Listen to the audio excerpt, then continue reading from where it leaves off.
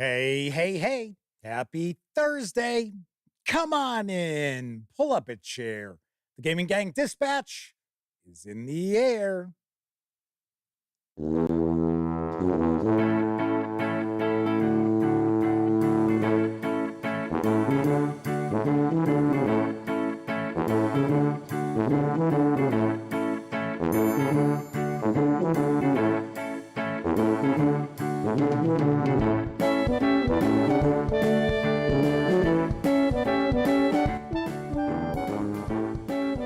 Howdy, gang, and welcome once again to the Duct Tape Studios.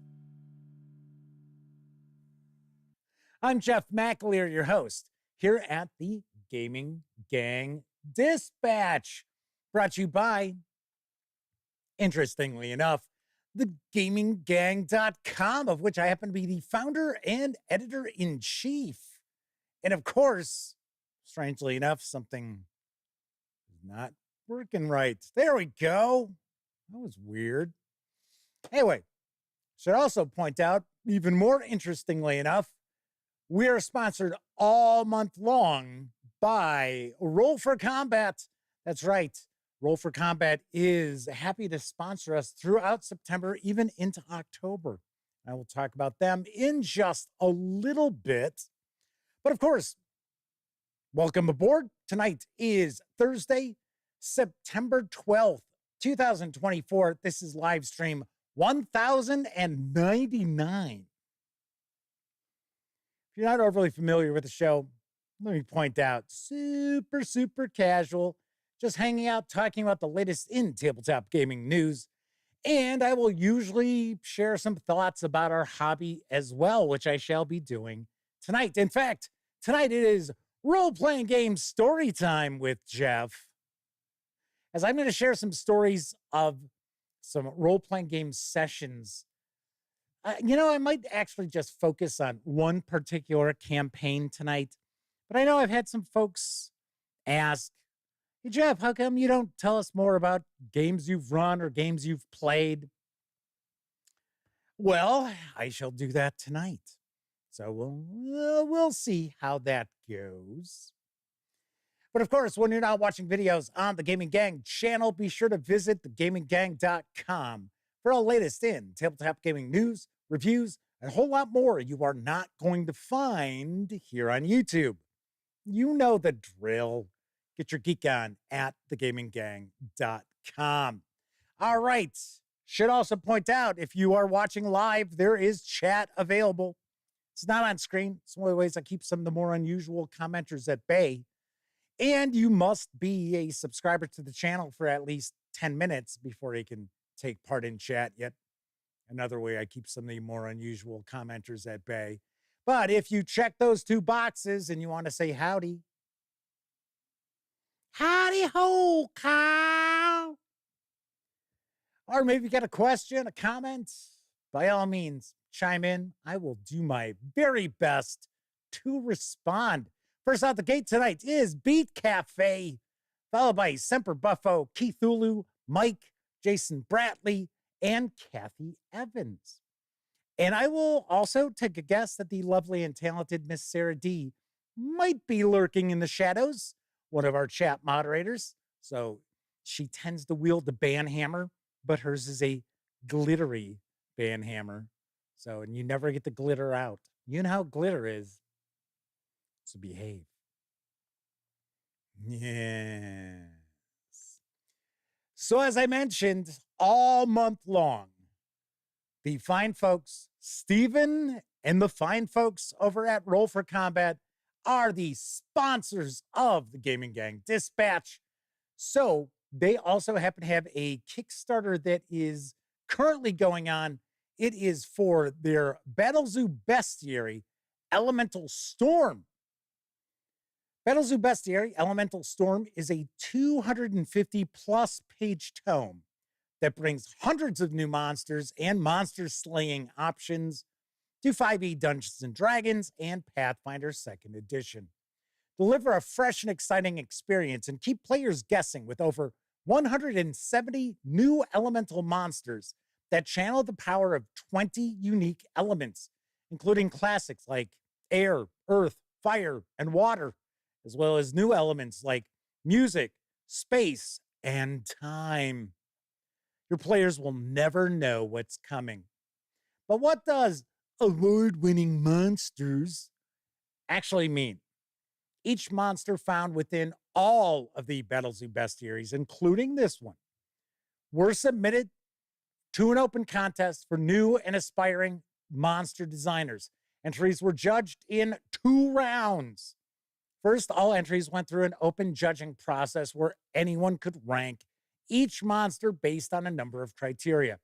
After that round was completed, the top monsters were selected, and then industry professionals scored the top entries on new criteria, producing copper, silver, gold, and platinum winners, as well as one grand prize winner,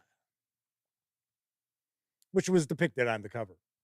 Not only did each winner get their monster depicted in the book, but each also gets awarded a cash prize. I want my $2. Inside the book itself, next to each monster, you're going to see each winner's name as well as their medal rank. So yes, each monster in these bestiaries, including Elemental Storm, are actually award-winning. You can reserve a copy of the hardcover in either flavor of your choice. So we do have the 5e D&D. We also have the 2nd edition Pathfinder. You can pledge $60 to score the hardcover, or if you just want to grab a PDF, you can do so for a $30 pledge through October 8th. And expected delivery is going to be next spring. Gotta say, it looks pretty cool. I normally will tease you with my copy of Elemental Storm, and I, jokingly try to like flash a page real quick because I'm not at liberty to can I share that with any of you? But it's actually upstairs. I had it upstairs because I was actually peeking through it in a little more depth earlier today, and I forgot to grab it and bring it back down here so I could flash the book for you. So sorry about that. So once again, big thanks to this month's sponsor, Roll for Combat. Our good pal, the Madman, is with us in chat. So he is one of our other chat moderators. We've got a trio of chat moderators. We've got 2 of them floating around because Miss Sarah D has pointed out, yes, she is hanging around. Hopefully everything was okay. I know Sarah is mentioning that she's hoping to stick around a little longer tonight. I know she had an emergency to run off to. So Sarah, hopefully everything's all good. None of my business, just saying, hopefully all is well. Gleeman 1 RX is with us, as is Agile Monk, W Forge, Chris Lundgren, and DB is popping on in. So the Madman says they got a lot of internet issues tonight. They're trying to work through it. I'm trying to work through my issues too.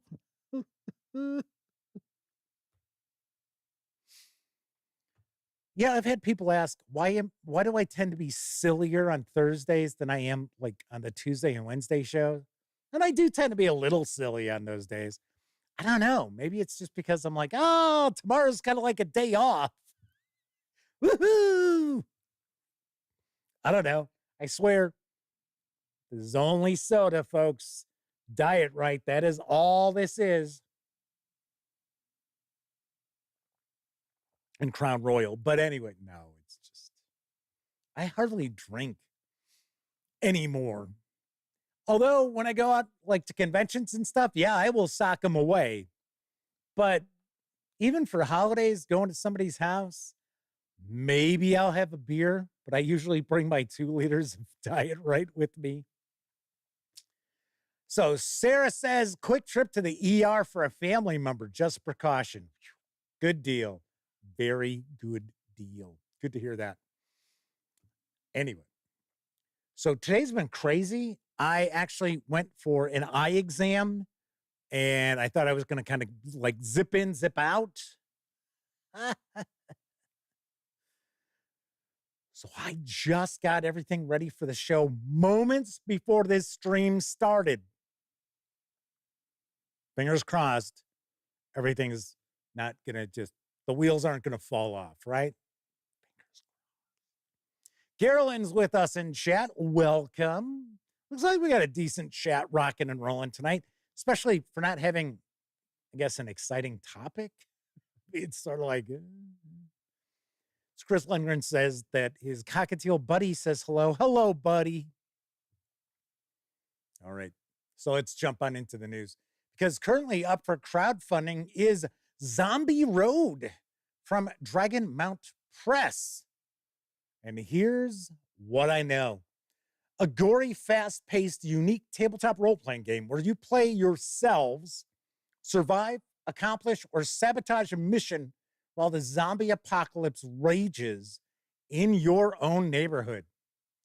Instead of fictitious locations, this role-playing game takes place in the real world on locations with personal meaning to the players, like your very own hometown. It's a unique game with innovative mechanics, the DE system, and the D6 endurance, or I guess hit points are a fluid resource. Even seasoned role players are going to find themselves on the edge of their seats. It includes creative combat and road movie flair. You're not wearing enough flair. I'm not going to actually tell the real joke, the funniest flair-related gag from that film, because I don't know if people would, take it the right way, but I'm sure many of you know where I'm going with that. You will have made your way amidst the ruins of the broken post-apocalyptic zombie-infested world we once knew. There's crafting as well as fast-paced story. Rather than dragging your team on long campaigns, here you'll find always thrilling one-shot missions which can be carried out in a single session and culminate into a campaign story if you want. From makeshift explosives to improvised melee weapons to enhanced armor or a portable sling to fire a bag of cats as a distraction. See, now that sounds silly. The possibilities are endless as long as your creation falls within one of the game's 8 crafting categories. Cat flinging slings are a category there, or fall into a category? Okay. All right. In Zombie Road role-playing game, combat takes center stage, driving the pulse-pounding action that defines the game. The combat system revolves around action points, the currency that fuels every move and decision made in the heat of battle. This GameFound project, yes, it's on GameFound, it is not on Kickstarter, is fully funded. You can reserve a copy of the hardcover core book with stretch goals, and I think there are some physical stretch goals too, for a pledge of 55 euros, because these folks are out of, I think, Hungary, if I remember correctly. Or you can grab the digital release for a pledge of 35 euros through October 8th. Expected delivery is next January. I got to say, it is relatively difficult, in my opinion, to really pull off good zombie apocalypse role-playing games. I know you would think it'd be fairly easy. I don't know. I don't know. As I've already pointed out, the Walking Dead role-playing game, I felt was kind of a miss. Kind of a miss as far as Free League Publishing went. One of their few misses. And I remember we had those Fantasy Flight game, like there was 4 different books. They were all standalone, but they were like apocalypses. One was a zombie apocalypse. I reviewed that PDF. Didn't think a whole lot of it. So who knows? Maybe this could be pretty good. Maybe it could be. I've always heard people tell me that All Flesh Must Be Eaten is probably the best of these zombie role-playing games that are out there, and that's been out for quite a long time. But you might want to take a peek at this. That's why I'm sharing the news. Chris Burkhart's with us in chat. Says, I hate when you go to your eye doctor and they shoot that air into your eye. I have to laugh because they sat me down and I was like, oh, is this the glaucoma test? Because there were two machines right next to each other. I said, because that's my absolute favorite thing about coming to the eye doctor. And they said, no, this is not the glaucoma test. The machine next to it is. You'll be doing that in a second. I'm like, okay. I'm like, all righty. Mike says that air is certainly from an empty Daisy Red Ryder BB gun. Jeez. We love tabletop role-playing games is with us in chat. Says, never tell jokes in a graveyard. Too many boos. Mwahaha. Anyway, this is a nice news piece to fit in with our spooky September. Moving right along, another role-playing game that probably could fit in well for spooky September is arriving in stores this month. It's Through the Hedgerow, and I've got the latest from Osprey Games, a fantasy role-playing game of hope and heroism in which gifted mortals and fey creatures fight across time in an eternal battle for the soul of the countryside. Through the Hedgerow is a fantasy role-playing game of time travel and supernatural adventure set in the hidden world of the countryside. As Knights of the Briar Company, you're champions of the light, charged with protecting the soul and magic of the land against the agents of the dark. You seek only destruction and chaos. This eternal battle is fought throughout history, from the war-torn Dark Ages in 17th century to the upheaval of the Industrial Revolution and World War II.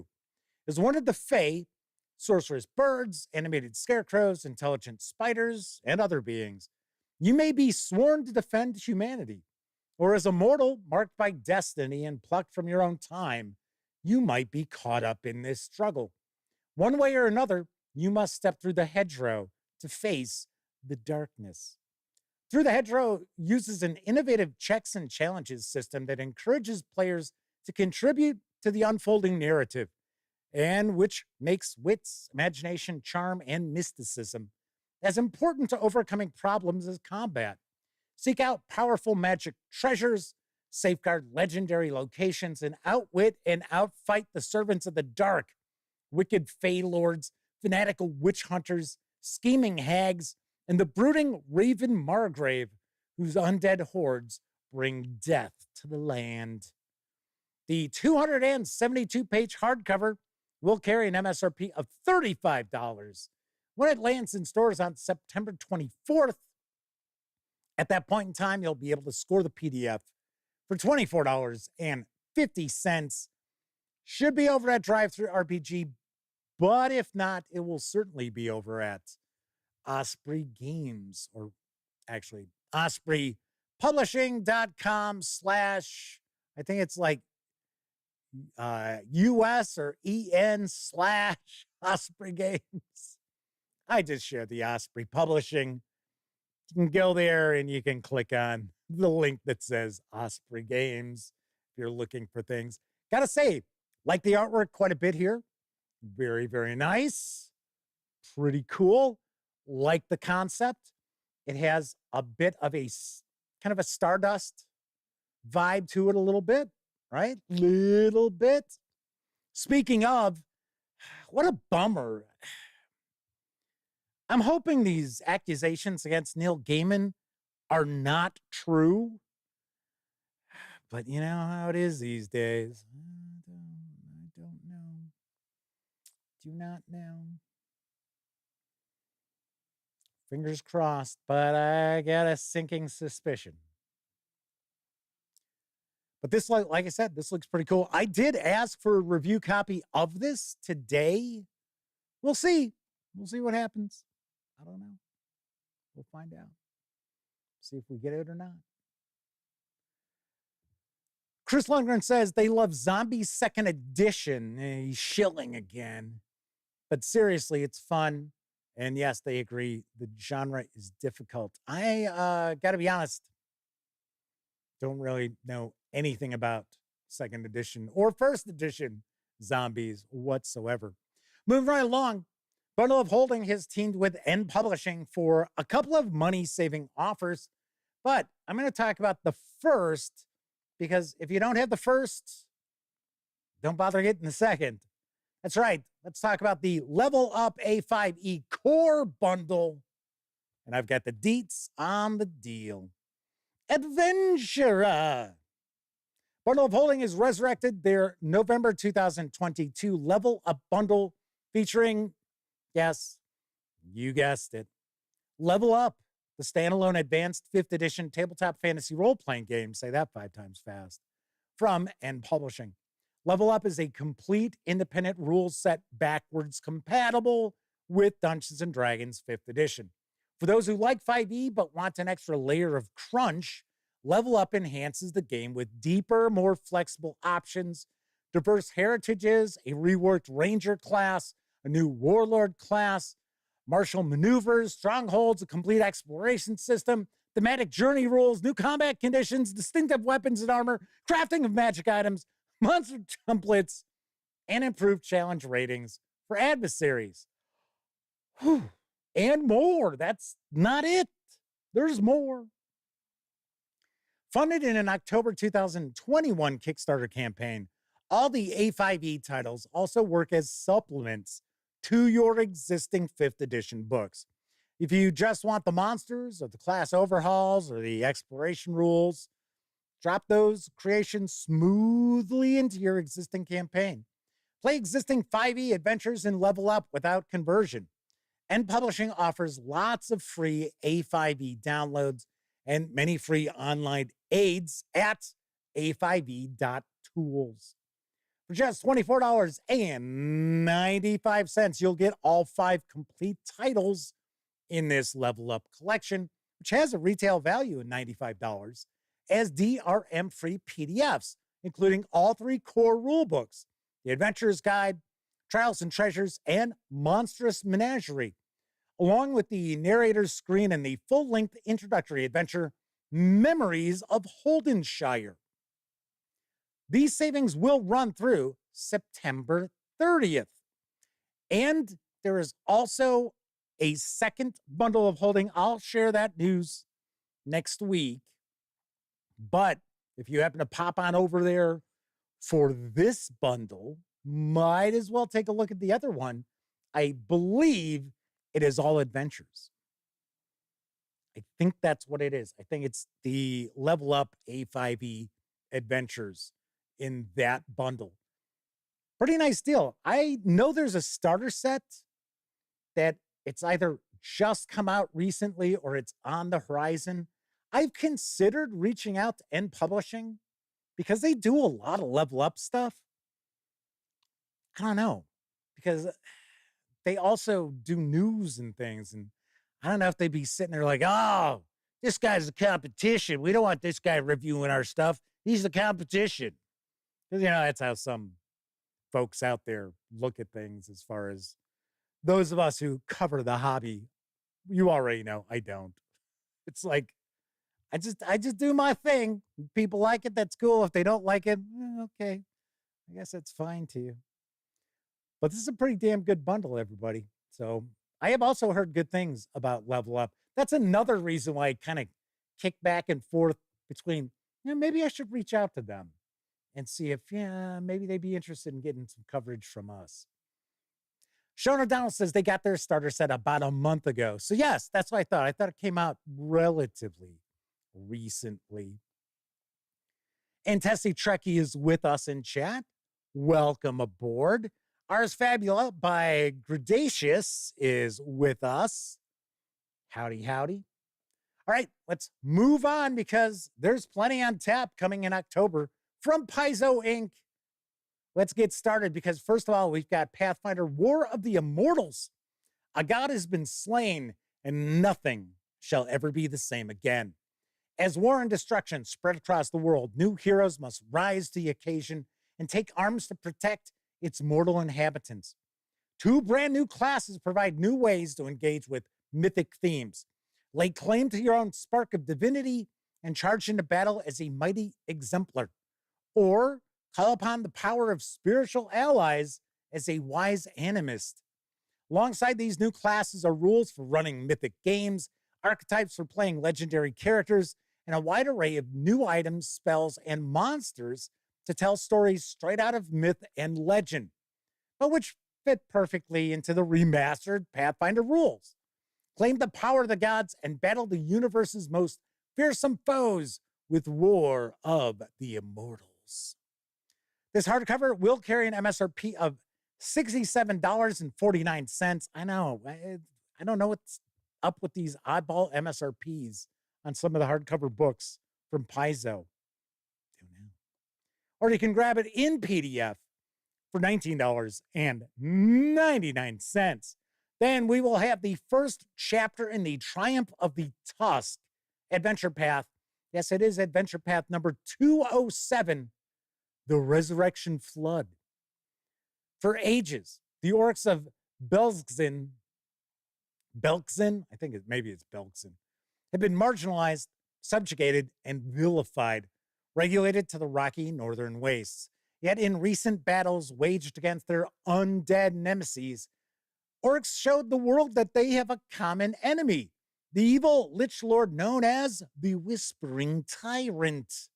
Now open-minded leaders like Ardax the Whitehair have initiated a grand diplomatic campaign to bury old grudges and form alliances across the continent. There are few takers. In the Triumph of the Tusk adventure path, the player characters are dignitaries representing the few orc communities or foreign organizations who answered Ardax's call. Their mission of peace soon turns violent when supernatural weather disasters, betrayals, undead uprisings, and even deicide. Oh, yeah, that's right. Okay, so it ties into the... Okay, yeah, all right, I get it. Hey, there's an overarching, storyline with the death of that god, right? So I, for a second, I was like, deicide. I'm like, what the hell is deicide? I'm like, oh, I get it. I understand it. Anyway, all that turns the orcs' homeland into a desperate battlefield. With the player character's help, Belkzen won't just survive, but will earn the respect it has always deserved. The Resurrection Flood is an orc-focused Pathfinder adventure for 4 third-level characters. The adventure begins the Triumph of the Tusk adventure path, a 3-part monthly campaign in which an eclectic band of dignitaries become battle-hardened survivalists fighting for orcs' homeland and independence. This volume includes an overview of orc culture, an exploration of the Flood Truce tradition, new magical items, and fearsome creatures that wander the wilds. The softcover is going to carry an MSRP of $29.99. You'll also be able to score the PDF for $19.99. We also have the Pathfinder Arcane Spell Cards Remastered and the Pathfinder Primal Spell Cards Remastered. The boxes are going to carry over 250 arcane spell cards. That will have an MSRP of $32.99. Or you can get the over 200 primal spells on cards for an MSRP of $27.99. These spells are all drawn from the Player Core and Player Core 2. Then we got the Pathfinder Flip Mat Haunted Battlefield Call to Arms. Whether your players are engaged in a pitched battle or come across the carnage of a previous clash, no game master wants to draw out an entire battlefield. Fortunately, with the latest Pathfinder Flip Mat, you don't have to. This line of gaming maps provides ready-to-use and captivatingly detailed fantasy set pieces for the busy game master. Place Pathfinder Flip Mat Haunted Battlefield on your table and get right to the action. That'll carry an MSRP of $19.99. PDF should be $9.99. And then finally, we have the Starfinder Second Edition Playtest Adventure, Empires Devoured. The Islanti Star Empire and Vescarium, two interstellar powers with a long history of conquest and war, are set to sign a historic accord on the distant settlement of Atuity. A group of heroes attend the peace talks on behalf of the Pact Worlds, navigating civil unrest and negotiations to make sure everything goes as planned. When a surprise attack interrupts the diplomatic proceedings, the heroes must fight back against rogue Aslanti forces and mysterious saboteurs to protect Atuity and the entire Adalware system from the destructive schemes of devourer cultists who are preparing to activate a weapon of cosmic destruction. Empires Devoured is a complete Starfinder 2nd Edition playtest adventure for 10th level characters and features classic creatures updated to 2nd Edition, all new monsters and threats, and a mix of cinematic combats, intense negotiations, and dramatic events that will shake the galaxy.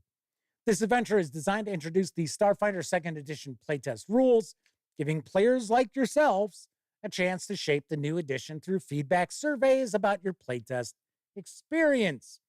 It's also going to take place during a pivotal moment in Starfinder history. So even if you miss the playtest window, you're not going to miss out on the adventure. This will be available in softcover for an MSRP of $24.99. Should be able to grab the PDF for $17.99. So there you have that. Yes. So those are all the Paizo releases that are going to be heading your way in October. I should be able to share reviews of those, and obviously enough, as long as Paizo continues sending me stuff, I will do the Paizo preview. So we have got that. So kind of cool.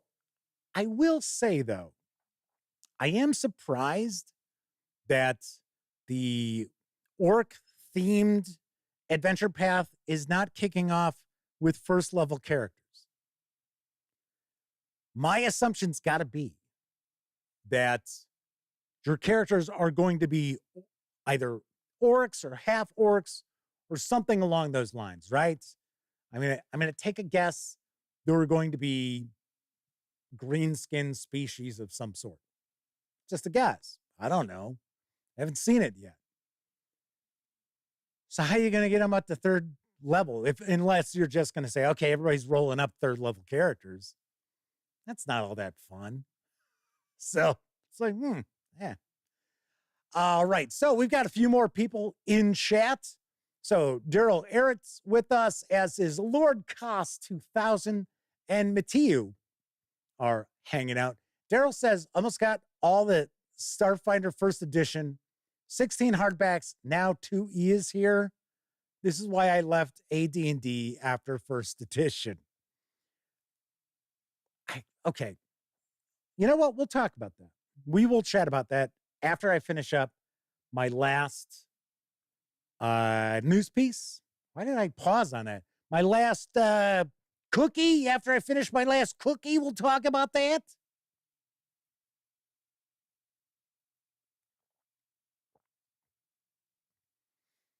In fact, maybe we'll even devote a subject next week about it. So the Madman says they may have gotten their internet issues resolved. Hooray! Very nice. Very nice. All right. Final news piece. I know that Paizo news piece was pretty long. New expansion for 5 Leagues from the Borderlands has arrived in PDF from Modiphius Entertainment. Here's what I know about paths in the wilderness. There's a problem. She pointed at the map. The veteran leaned in and ran his finger across the proposed route, one claw scraping the parchment. There, she exclaimed, as his claw crossed into the forest. He halted, the sudden movement tearing the map. The field's eyes narrowed in anticipation. Last night, I talked to some caravan guards. They claimed to have seen Gnawlings battling mercenaries loyal to the Wolf Prince. It's not a problem. The fellow bared his fangs in a approximation of a human grin. It's an opportunity. Paths in the Wilderness is a major new expansion that provides you with an array of different options for your 5 leagues from the Borderlands games. Where the first expansion, The Ancient Land of Dust, was aimed at one type of adventure in a specific region of the world, this expansion is all about the adventure you want to create. It's kind of weird to put it that way. So the first expansion we gave you is sort of, what we wanted to do, right? We didn't care what you liked, right? I mean, this expansion is all about the adventure you want to create. Brimming with options for almost every aspect of the game system, whether it is characters to create, activities to perform, creatures to fight or recruit, or new ways to use the game rules. All the material contained within is optional. You might want to use some of these rules for one campaign and different rules for another. Pick and choose however you want to play. This huge 97-page PDF expansion, I don't know, 97 pages isn't exactly huge, but okay. I'm wondering who wrote this sell sheet info. I would have tweaked this a little. This huge 97-page PDF expansion is full of new options for your 5 leagues from the Borderlands games. New origins, Deep Kin, Dwarves, Elkidri, Felids, Gnawlings, Kobolds, and Skysworn. New mystical paths, Stone Mage, Shade, Trickster, Prescient, and Path Watcher. Optional rules including Heroic Mode, Hit Points, Enemy Infiltration, and Weather. New enemies. Dare you face vampiric blood-stained, lawless outlaw bands and the deathless silent battalion? Or the retinue of the Wolf Prince? Out of all those 4, I think the outlaws seem like they'd be the easiest to take on. Optional world rules include journeys, inhospitable map terrain, roaming aberrations, and sea travel. There's new activities such as fishing, bounties, caravans, and lore research, and a whole chapter on scenario creation for players who enjoy creating their own adventures, either for their solo games or as game master for another player. The 97-page PDF is available right now over at DriveThruRPG for $15. I do not believe that this is going to be available in print because I don't think the first expansion was released in print. So I think this might be PDF only. Possibly. And DB asked, has anyone played 5 Leagues from the Borderlands? Because they're curious. I got to be honest, so am I. And I normally am not overly curious about solitaire role-playing games. Because for one, I'm not really into journal games. And a lot of solo RPGs really do fall into that journaling game sort of, role play. But I don't know. I hear people talk about this. I have not heard anybody's thoughts about it. But it must be halfway decent. This is the second expansion. I think there are some other, smaller, probably PDF only releases for this too. And as far as I understand, this is not designed in-house at Modiphius Entertainment. I think that they are simply the publisher. They are not the creators of this. And usually if that's the case, it must be halfway decent. Just curious. Just kind of curious. All right. Chris Burkhart says that's why they like them Castles and Crusades. Steady Eddie system for many years. Yeah, you don't see new additions. You see things get cleaned up a little bit, but it's just new print runs, really. New covers. Sometimes a little bit of a different look to the books. Sometimes a little new artwork in that. I am curious about these remastered. Or no, it's not remastered. It's, damn, I always forget. there's the 3 new books coming out are not just new print runs. They are, I don't know. Oh, no, I mean, I know what they are. I mean, I just, for some reason, I can't remember what they're calling it. It's not revamped or anything like that. But it's all the same game. Like I said, there's been some tweaks, but essentially, if you had the Reforged, thank you, Sean. That's why I was like, what the hell are they calling it? Like, what do they call that again?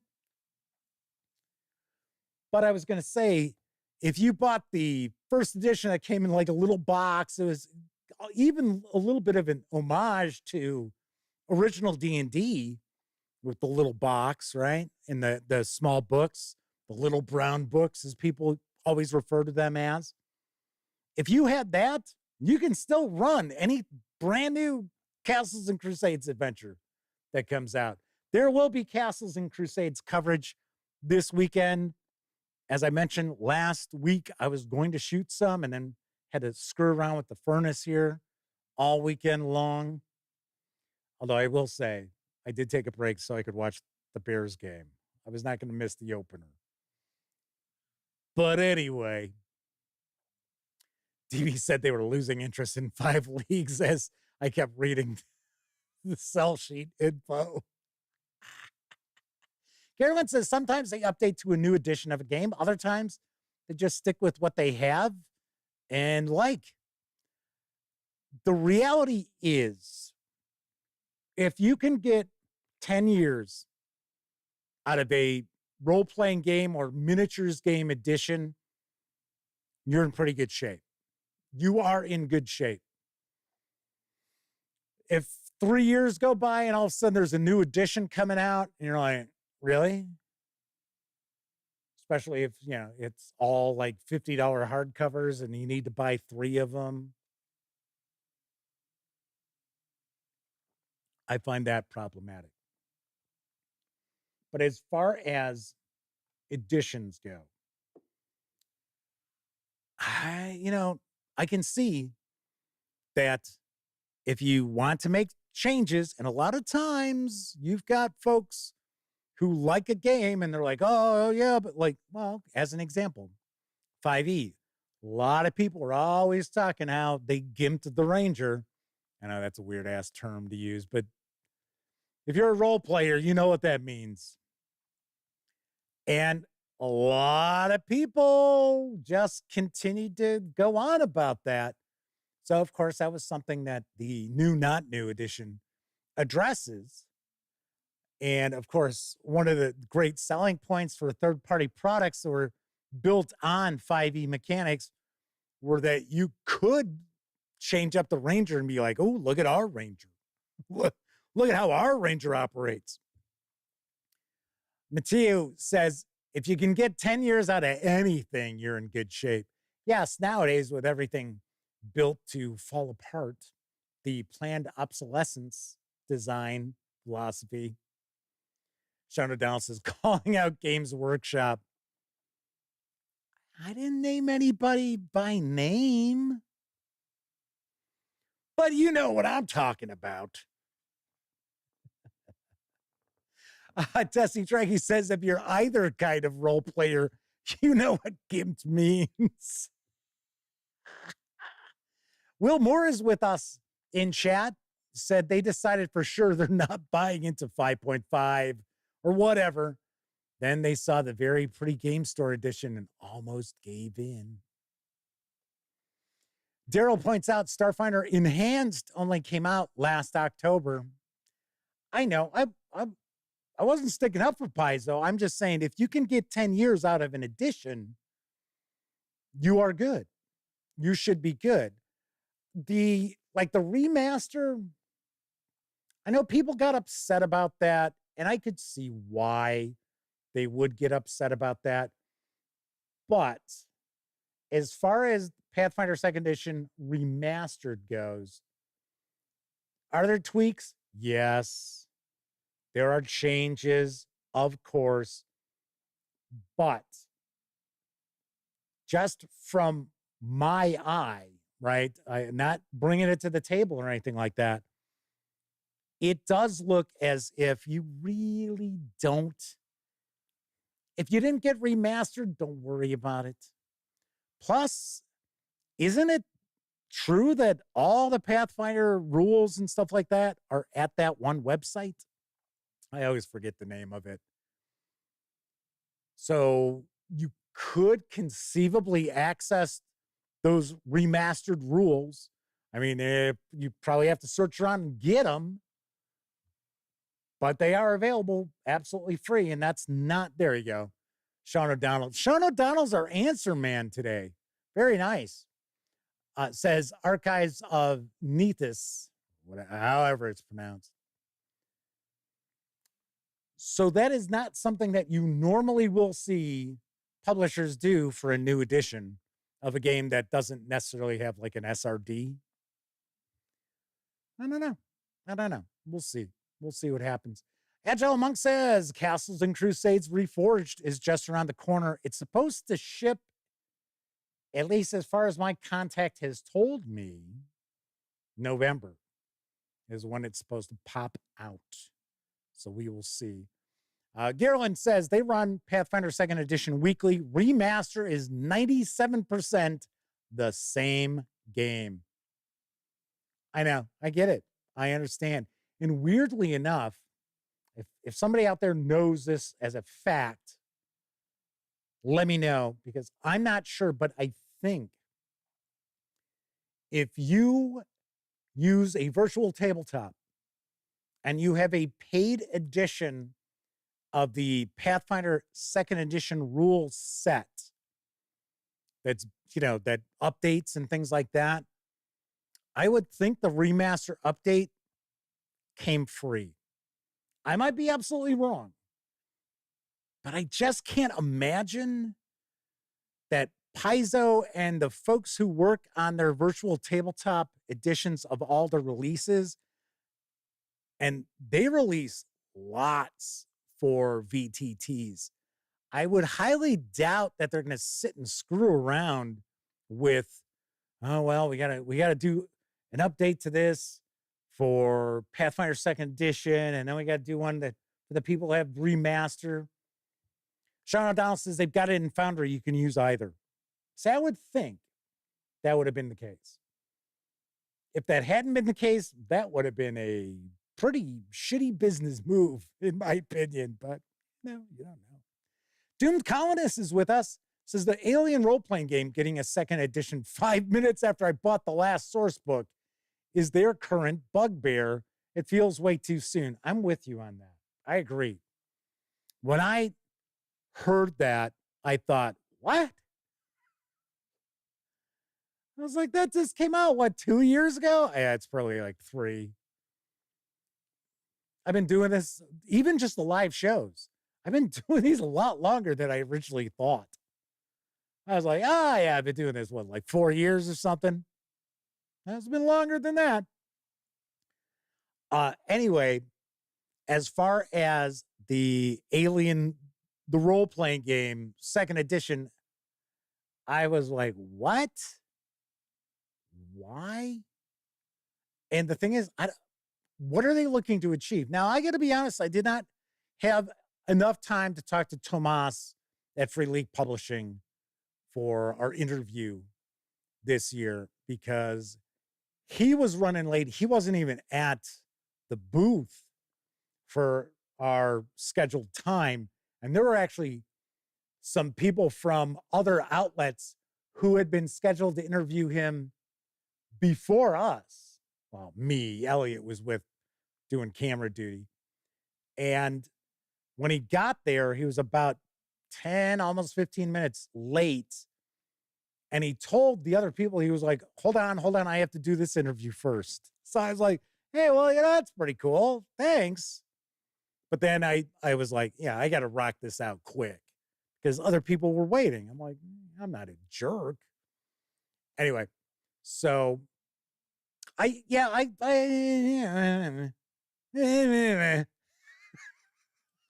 agree with you. I'm a little, and I get along great with Free League Publishing. They are one of my favorite publishers. Yeah, I don't know. I don't know enough about what they're doing with the second edition. Cleaning up rules and stuff. Come on, it's not super complex and crunchy in the first place. So no. I don't know. Will Moore says Star Trek Adventure's been out for a while, I guess, but they were surprised to see a second edition.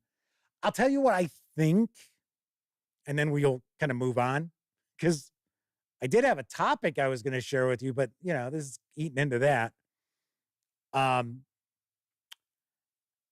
would say the reason why you got a second edition of Star Trek Adventures is they wanted to streamline it more, because as much content as had been coming out for the role-playing game, and with the various new properties for Star Trek that had come out, I know, well, nobody told me, but it's pretty obvious that Modiphius Entertainment, Chris Birch and his team figured, you know what? Because we talk about this all the time. People complain about the 2D20 system being wonky and fiddly and things like that. And it's honestly, I don't think it is. It's just different. And it's not as intuitive as it could be. But it's not difficult. It's not hard. Oh, geez, I'm rolling more than one 20-sided die. What am I going to do? I don't know. You roll two 20-sided dice when you have advantage or disadvantage. I think that's why they did that new edition, though, is because I would take a stab in the dark that there's a lot of content on the horizon that Modiphius Entertainment wants to work on, because you've got various different series that you can tie adventures into. So they want to keep going with that, and having a licensed property for a role-playing game. Yeah, you're paying the license regardless of what you're releasing. So DB says licensed properties can be fraught. It might be something to do with the Alien license for the second edition. That's a possibility. It's possible. Will Moore said they found the system too easy. Everyone is good at everything, which fits for Star Trek. Yeah, that would. I would think. I don't know. But yeah, I wish we had an opportunity to take a look at that. I reached out to my contact at Modiphius and never heard peep back. So I don't know if she's still there or she's moved on or what. Don't know. All right. Anyway, earlier I was talking about Drive-Thru RPG. Don't forget, the Gaming Gang, thus the Dispatch, is affiliated with the One Bookshelf sites. So if you're going to stop by Drive-Thru RPG, Storytellers Vault, Dungeon Masters Guild, Wargame Vault, what have you, please stop by thegaminggang.com first. Click on one of our banner ads. That way, if you happen to make a purchase, I get a small portion of that sale. And all those nickels, dimes, and quarters really do add up and help keep thegaminggang.com around. Should also mention, and I normally don't talk about the deal of the day over at Drive-Thru RPG, but there is one today that is exceptionally good. It is Castle Zintilian. It is from Hungarian D20 Society and Gabor Lux, I think that's how his first name is pronounced, who is an excellent old school Renaissance author. It's a mega dungeon without being like a crazy mega dungeon, right? So it's a mega dungeon that's not going to take your players 10 years to play through. Anyway, it's normally $20 for the PDF. Right now, you can get the 136-page PDF for $8. And it's a good one. It's a good one, everybody. So that's why I wanted to mention that, because everybody raves about this. So you might want to check it out. And if I remember correctly, I think it's specifically for, I think it's Swords and Wizardry. But the reality is Swords and Wizardry is just BX. So you can use it with just about any old school Renaissance fantasy role-playing game. Tessie Trekkie says they're not saying that they're drinking tequila at 10:53 in the morning. They're not saying they are. They're not saying they aren't. All right, enjoy. So tonight I am going to share just a little bit of story time about role-playing games. I'm going to stick to just one campaign, probably a couple of stories, because we're already closing in on the hour mark. But before I get to that, I should also mention that if you like this video, if you like the video, if you dig the channel, if you find thegaminggang.com to be a valuable resource, hell, if you just like what we do, you can always stop by paypal.me/thegaminggang to make a small donation. Hell, you can buy me a 2-liter bottle of soda. Lovely.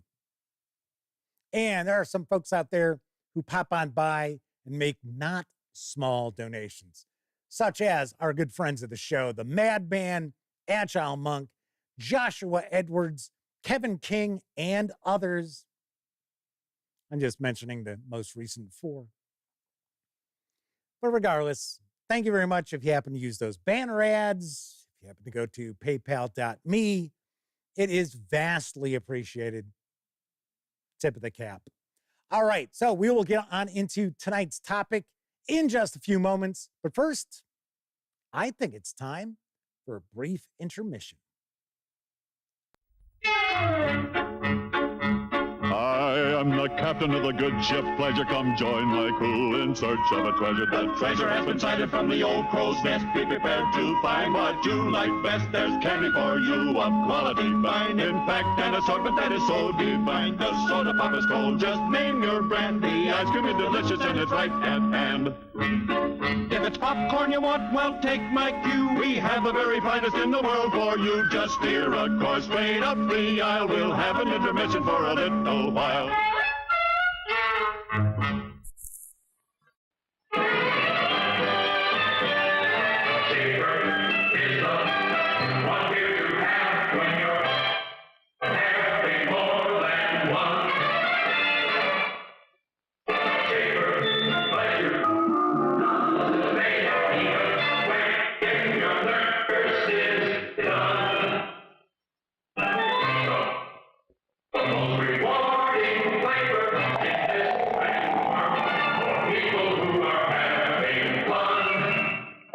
Come here.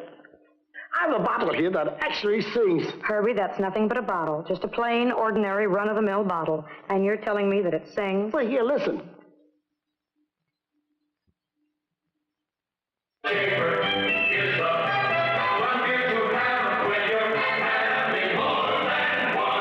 didn't you sing before? After what she said about me, I should sing for her? Any last requests, like for a cup of Wilkins coffee? No. You don't drink Wilkins? No. How shocking.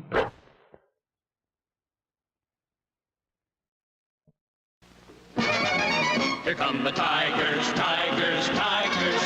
Each one a real fighting man. Soldiers move at your command. Get the tigers, get your tigers. 'Cause never before could men of war spring into action just for you. Press and then bugle bend goes charge. Sarge leads the way. Rock has a grenade. Machine gun Mike takes a combat kit.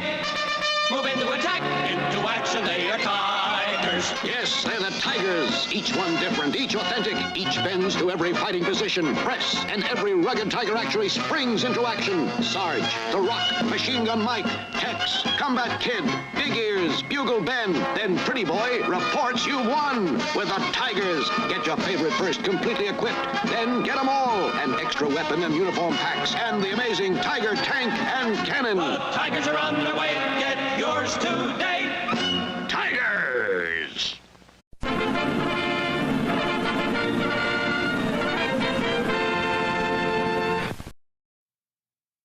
Yes, that Wilkins coffee commercial was very dark. I'm not talking dark roast either. Although I have to admit, that is one of my favorite Wilkins coffees commercial. So, Yeah. I like that one a bit. Another one I really like is the Wilkins is dressed like a bum and asks Wilkins for money for a cup of coffee, and he wants like $60 or something. And Wilkins says, "What, you want me to go in there looking like a bum?" And just the way he says it that's pretty funny. I like that one quite a bit. I keep trying to find the Brand X commercial, but I can't find it I saw it once a few years ago in a decent resolution, and I've been unable to find it ever again. I'm like, damn, because that's a dark one too. Keith Hulu asks, when did murder stop being part of advertising? Tessie Trekkie says, the Tigers, the toy ad from If Germany Won the War. Well, the tanks, right? Gloom RX says, we can thank Wilkins ads for parental advisory warnings. Actually, those ads get reproduced for other various different manufacturers and stuff like that. There's like Community Coffee, they redo some. There's various different like bread companies. There's, what the hell is it? Bottled water, like seltzer water. Kind of, a few of them. So Gerlin says, after the serial killer craze ended, yes, I get it. Serial killer. All right. So anyway, tonight's topic, we're going to do a little role-playing game story time. And I'm going to share a tale from when I ran Call of Cthulhu Masks of Nyarlathotep from, that would have been 84, I think it came out. It came out in 1984-ish. Because I know I was still in high school when it came out. And I try to approach my game mastering a little bit different than some people probably. And this really started kind of from the beginning. And you do know, I talk about it all the time. I'm not one who really gets all, into the mechanics and that. Yes, of course, the core mechanics the game utilizes, yes, I utilize those. But if there's mechanics that I'm sort of like, I don't mind home ruling stuff left and right if I want. And I don't mind stealing from other games to plug in. Oh, I'm sorry, cribbing from other games to plug on in. So I was running Call of Cthulhu Masks of Nyarlathotep. And yes, some spoilers here, but not major. Because a lot of the stuff that my players remember the most are things that just I pulled out of a hat. I was going to say somewhere else, but I'll say I pulled them out of a hat. And it's really funny because I started rerunning again, or running it once again with the newest edition that came out. And of course, my best friend Elliot Miller had played the first time, but his memory is not great. And before I decided I was going to do it, now unfortunately the wheels fell off of that.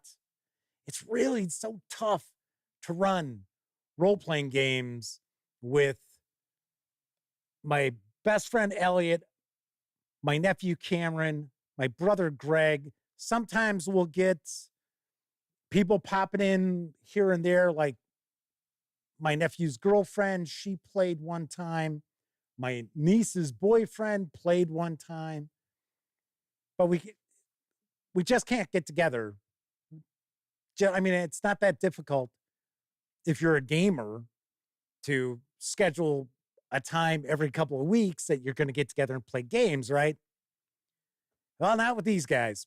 So anyway, before I did that, I asked Elliot, hey, what do you remember from Masks of Nyarlathotep? Because he can still regale people with things that took place in that campaign. So he started talking about, oh yeah, I remember this, I remember that, I remember this, I remember that. And I'm sitting there thinking, none of that is actually in the adventure. None of it's in the campaign. So I thought to myself, well, hell, I can run this again. He can play it. He doesn't remember any of it. There were like the premise he knew. He remembered that, but any of the details, any of the set pieces, no. So anyway, early in the campaign, the player characters get introduced to the campaign. I'm not gonna spoil things, but what I would tend to do, because we usually only had 3 players and myself for Call of Cthulhu. On occasion, when I was engaged, my ex-fiance would play rarely, but sometimes she would play. And of course, I was always the keeper, always running the game. So anyway, I would tend to throw NPCs in with them, with the investigators, because as we talked about last week when I was talking about running horror role-playing games, bringing like Call of Cthulhu to life at your game table, you should always have some disposable characters so you're not always unloading on your players. And I don't know if I shouldn't say I don't know. I know all keepers don't approach things that way.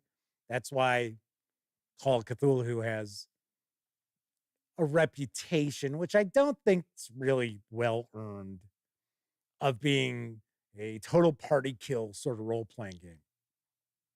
Yeah, of course, if you want to stick, to the letter of the Lovecraftian feel, yes, your player characters should all be dead or in an asylum at the end of the campaign or after the end of the adventure. But come on, you never really do. You don't have to do that. Will Moore says, oh, I love masks. I've been a player, and then I ran the most recent edition, 5 years of their gaming life in masks, and they love it. Kind of curious, we're talking about Masks and Nyarlathotep.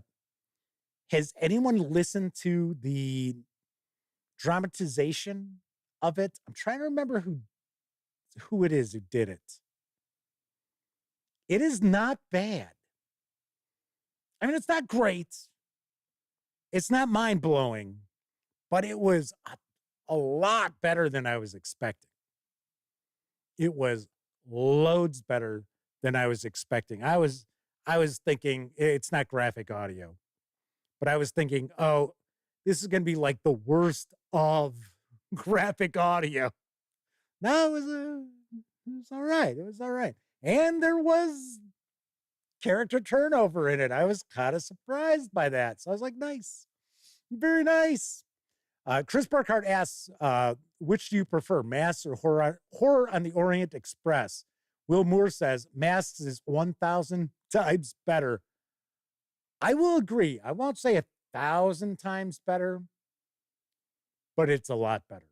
In my opinion, seems to be in Will's opinion too. I'm not real big on the kind of fetch quest campaigns. They're done to death. And there's a lot of cool set pieces in Horror on the Orient Express, but bringing it all together, I think it's kind of a lackluster overall campaign. For one, it's always looked different. So there was a new print run of it. Well, I don't know if specifically it was a new edition, because I thought it was for like 6th edition Call of Cthulhu or something. And it came out. I reviewed it, and it doesn't look like modern Chaosium Inc. And it's from Chaosium Inc. And it came out, if I remember correctly, it came out after the newest edition of Massanea Lothotep. So it doesn't have the visual pop that the latest edition of Massanea Lothotep has. To be honest, I didn't think it had the visual pop of the original Massanea Lothotep. So I went back to the story. So I would toss in NPCs. And early on in Massanea Lothotep, in the New York area, the investigators find that there are some mythos books located at this mansion. Once again, I'm trying to stay as spoiler-free as I possibly can. So I don't want to tell you whose mansion it is or whatever. But the players realize, hey, we probably do need to get it. Wilmore says the newest one was for 7th edition. Yeah, probably. I don't remember. I guess it's probably because I'm not like that huge a fan of it. Maybe that's why I don't really remember. Was that for 70? I'm trying to remember. Because like I said, that's kind of a fetch quest. We're finding pieces of something more to keep it out of someone else's hands. But still, it's the same kind of premises. Oh, you need to go get the 7 pieces of the magical sword. So this adventure, you'll find 1 piece of the magical sword. It's like, oh yeah. I'm being unfair. I mean, it is a well-regarded campaign, but tain't no Massanea Lothotep Dooley. All right. So anyway, Elliot's character was an author. And my friend Ed's character was a parapsychologist. And weirdly enough, I actually remember their characters' names all these years later. At the time, Elliot was a big fan of Piers Anthony. Yeah, I know. We don't mention that name anymore. And his character's name was Anthony Piers. And then Ed's character's name was Stephen Gruber, and he was a parapsychologist. And then Elliot's nephew, who sadly passed away this year, he played a bunch of different characters because he always did weird ass shit that got him killed. So, and I know I haven't told this story before because every once in a while I'll tell you guys tales of, role-playing adventures and stuff like that. Sadly, you will not hear very many tales of me as a player. Just how it goes. So anyway, they need to, they feel that, hey, they need to get these books. So they start trying to figure out ways to break in, to sneak in, not necessarily break in, but sneak in and somehow find these books because they don't know where the books are. And of course, once again, it's a mansion. So if I remember correctly, Paul's character at this point in time was kind of like a mechanic or something along those lines. And he dresses like in workman's clothes, goes to the door, rings the doorbell, and he says that he's there to fix their electricity.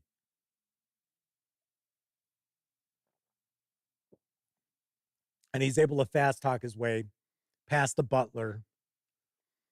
And he gets in there, and so he's kind of casing the joint, trying to get an idea of, where, these books might be kept. So he's able to spot that there's a library. So he's like, oh, okay. So that's where those books probably are. Probably, right? So the butler comes up to him and says, oh, well, you're here. Do you think you could take a look at this lamp? We're having problems with this lamp. sometimes it's on, it's off. It seems like there's a short. So he was not a character who had like really good like electrical repair. But he still says, yeah, sure. So he goes and he like plugs the lamp in and he's looking, and then he's like, okay, so I'm going to start taking it apart. So I'm thinking, okay, so he didn't say he was going to unplug it from the outlet, just says he's taking it apart. So I said, okay, so you need to roll your electrical repair. And he critically failed. He rolled like a 99 or something like that. So he basically, he didn't like kill, he wasn't killed, right? But he ended up shocking himself. And the butler's standing there and he sees him.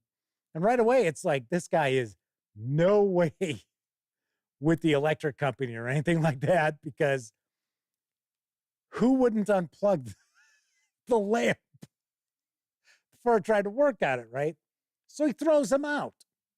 But of course, now they know where the books are, or they think they know where the books are.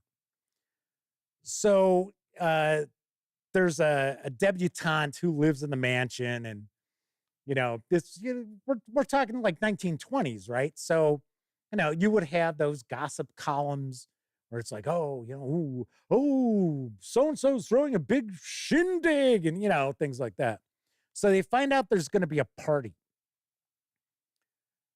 and they go off to try to sneak their way into the party. And they go and get tuxedos and everything. And it turns out it's a costume party. And they're like, so I was going to let them talk their way in so they're able to, fast talk their way in.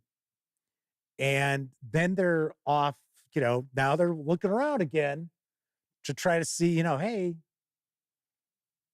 where can we get into this library? And I can't remember. Now, remember, this is over 40 years ago, right? Or 40 years ago, thereabout. They do something, and I think it was Elliot did something like goofy. I think he hit on the debutante because she's very attractive. And he gets thrown out. And of course, the other two get tossed with him. So they decide what they're going to do is they're going to actually break in to the mansion. So as I had mentioned already, I would throw in NPCs. So there was a guy that we went to high school with who was a gamer, but he didn't play Call of Cthulhu with us. And I just used his name. I was like, yeah, his name is Mike. I was like, yeah, okay. So he was a private investigator. And he was kind of a shady PI. And he goes with them. So it's pouring rain. Because it's got to be, right? It's got to be nighttime. It's got to be pouring rain. It's got to be lightning. And of course, all around the grounds of the mansion is a fence. And it's one of those fences that you would see. Depending on where you live. If you live like in a major city in the US, and you'll see some of the older cemeteries have those fences. They all have like those little spikes on the top. So of course, that's what the fences are like. So they're helping each other up. And like I said, it is pouring rain. And they figure, well, hey, this is good for us because we can, sneak in with, we've got all the rain making noise. We've got the thunder making noise. This is going to be, probably a lot easier than we thought. So the three players make their way over the fence. And then Mike is trying to climb over. Now, he was the last one. So now he doesn't have anybody to help him over. So they're kind of reaching through the fence to try to, help him in that.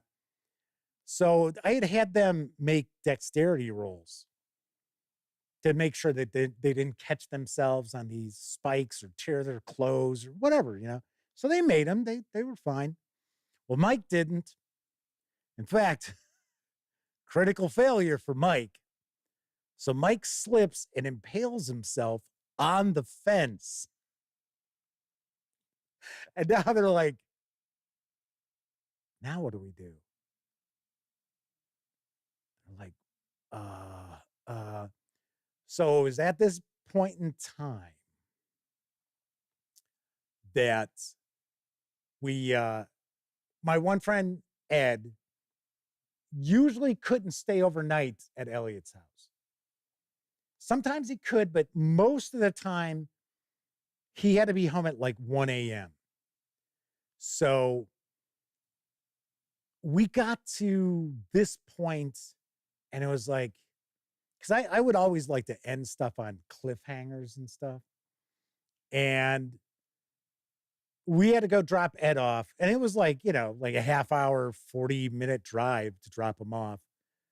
And we come back and Elliot and Paul are like, come on, man, you got to keep running. Come on, you got to keep running, man. Come on. And we were used to having to drop Ed off and then going back and playing more Call of Cthulhu. And I'd have to come up with something, which was why Ed wasn't, his character wasn't involved. I wouldn't just, play his character. So anyway, so there's some questions about Piers Anthony. You might want to just Google Piers Anthony canceled and find out. Okay, so anyway, so we get back and Mike's impaled on the fence and he's bleeding and he's got blood coming down. And of course, I'm kind of acting this out.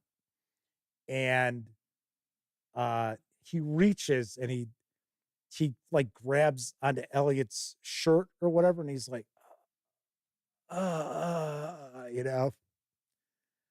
So of course they make sanity rolls and they pass. They're okay. Oh no, I'm sorry. Elliot failed. So he lost some sanity from that. And then they're trying to decide now what the hell are they going to do? Because there's guards who walk around. It's even though it's pouring rain, there's still people who are paying attention to what's going on. And Elliot's character's like, we gotta take him down. We gotta pull him off this fence. And it's a famous line that we have used over the decades. And this is what Paul said. Paul said, I feel sorry for the guy, but he's dead. Come on, let's go. So they do. They leave Mike hanging on this fence. So anyway, they make their way into the mansion. They get into the library. They're searching around, and they find that there's a safe. So they're trying to crack the safe, and somebody hears them.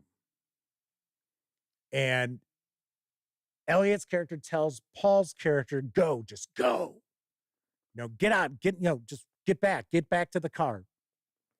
And Elliot's still trying to, he's trying to, but he hears, somebody's coming down. So Elliot's character knew the spell. I think it used to be called shriving. I think it's now like shriveling or something like that. But I want to say the first edition had an oddball name for it. It was like shriving. That if you cast it, it would basically just shrivel somebody up. And the thing is, of course, when I would run Call of Cthulhu, my players never know exactly what the spells do. They got an idea of what they might do, especially if they haven't cast it. So, of course, Elliot casts the spell on the, guard, bodyguard, whatever, and kills the guy. And Elliot fails his sanity roll. So now he's taking another big hit to his sanity. but he is able to get the books from the safe. So what I would always do when my players would split up, if it was some sort of like tension or anything like that, like, oh, I would make them leave the room. And then I would run for one group or one person, whatever, for about 5 minutes. And then I'd say, okay, now you can send so-and-so in, right? But I always made sure it was only about 5 minutes. So people didn't get all antsy. Like, well, it was more like they went out to the other room and they were like, oh man, what are we going to do now? Oh man. Cause I would try to always make sure that this was kind of a bit of a cliffhanger when I'd say, okay, send so-and-so in. You'd be like, wait, what now? And I'm like, yeah, send them in. Peaceful Porcupines with us tonight. Peaceful Porcupine says, Piers Anthony, the dirty old man. Yeah, that's kind of why nobody really talks about him anymore. And not exactly the most complimentary author towards women. His intelligent female characters tended not be attractive, and attractive female characters would be dumber than a box of rocks. It's kind of how he would do it too. So anyway, so I switched to Paul. Paul's running. He gets to the fence to jump over to get back to the car, and there is no Mike. It's like, what? He's like, what the hell?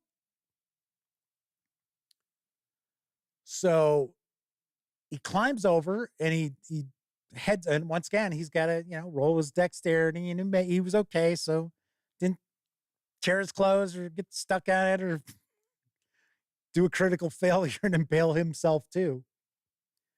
So anyway, so he runs over to the car and he sees that the car's driver's side door is open a little. So he gets to the car, he opens the door, and of course there's Mike, right? There's Mike. Mike is dead. His entrails are all over the place. I mean, is it realistic? No, of course it's not. But I sort of played it off like, Mike tore himself down from the fence and crawled his way to the car. So now I switched to Elliot again. All right, Paul, go send Elliot back. Well, we always called him Chip. Elliot's nickname was Chip. Chip off the old block, pretty much. So it wasn't until Elliot was in his, late 20s that we actually started calling him Elliot, because it's kind of weird. Guy's 30 years old, and it's like, hey, Chip. Although my brother calls him that a lot, and it's fine. He's fine with it if, you're a family friend and stuff like that. If I called him Chip all the time, he'd be fine. But I know he prefers not to be, so I make sure I don't call him that. So anyway, so I tell Paul, hey, okay, now send Elliot in. So Elliot comes back. Elliot runs off. He's got the books in a bag, and he's running through the rain and that. And, his sanity's shaking. So he gets to the fence and sees that Mike's not there. And he's the same way, like, what the hell? So he takes the bag, ties it closed, throws it over the fence. He climbs over. He's fine. He's okay. Picks up the bag. He heads back to the car. And Paul's character is standing there, and Elliot's character comes up, and Paul asks me, he says, how does he look? And I say, he looks really shaken. Like he's been through the ringer. So, of course, Paul figures, well, if he sees Mike in the car, he's going to snap. So he tells Elliot, don't look in the car. And Elliot's like, why? It's like, don't look in the car. Just don't look in the car. Go stand over there. I got to take care of something. Do not look in the car. And of course, So he's like, okay. I mean, you got to remember, we're like 17 years old, if that, right? We're probably 16 playing this. And Paul was like 3.5 years younger than us. So I think Paul was like 13 at this point in time. But I mean, he was part of the gang. He hung out with us all the time. So anyway, so Elliot's like, oh, okay, I'll go stand over here in the rain, trying to, try to keep the books as dry as he possibly can. So Paul drags the corpse out of the car, just rolls it into a ditch.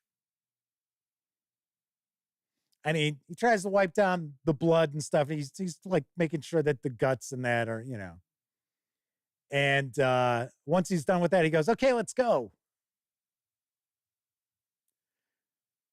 So he makes sure that Elliot gets in on the driver's side, that he doesn't walk along the side to see, Mike laying in the ditch.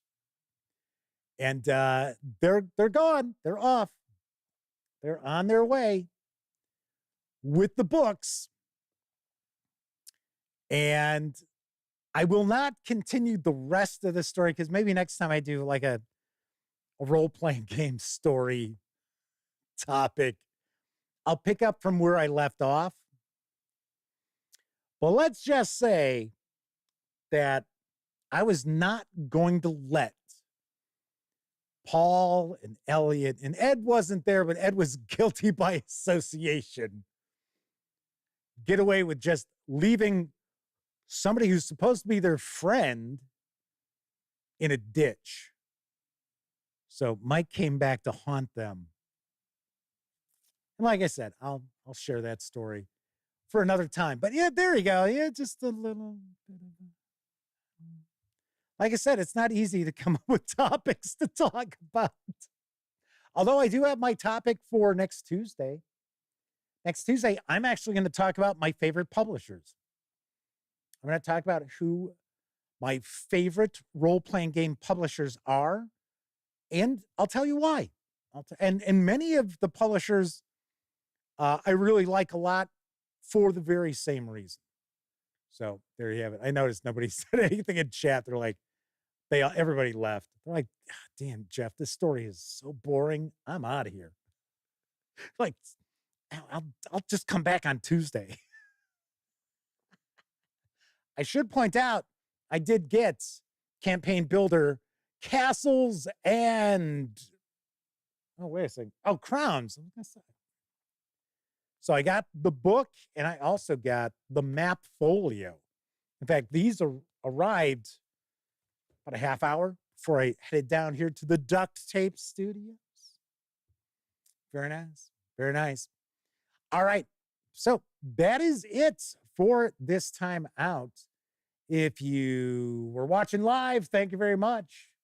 If you watched live and took part in chat, bigger thank you. Tip of the cap for you. Because not only do you keep me company, but you keep each other company as well. But of course, I know a lot of folks who watch the Dispatch can't watch live. Doesn't matter if you're watching live or on Memorex. Thank you very much for taking time out to watch any of the videos here on the Gaming Gang channel. Of course, I will be back on Tuesday. I already told you what our topic will be. I'll talk about my favorite publishers and why. But of course, enjoy the rest of your morning, afternoon, evening, whatever time of day it is in your neck of the woods. And of course, if you like this video, by all means, give it a quick thumbs up. Subscribe to the channel if you haven't had an opportunity to. We just passed 14,000 subscribers. Much appreciated. And of course, if you do subscribe, don't forget, ring that bell, because it'll not only let you know when the Dispatch streams live Tuesday, Wednesday, and Thursday evenings right here on YouTube at 7 p.m. Central. It'll also let you know when I upload other videos, such as my upcoming review of, let's see, what am I going to, actually, I'm going to do the, what do I got? I don't know. I actually have like 4 things that I could do right off the bat. I'll tell you what, I will make sure that I get some Troll Lord Games reviews out because I was planning on doing that last weekend. So I will take care of those first. So those will be first up. And of course, once again, big thank you to the sponsor this month of the Dispatch. That's right, it is Roll for Combat. And they are currently in the midst of a very successful Kickstarter for their Battle Zoo Bestiary Elemental Storm. Sweet. All right, everybody. Thank you very much for watching. Once again, I'm Jeff McAleer. And enjoy the rest of your week. Enjoy the weekend. And of course, I always hope you get to enjoy plenty of great gaming with your gang.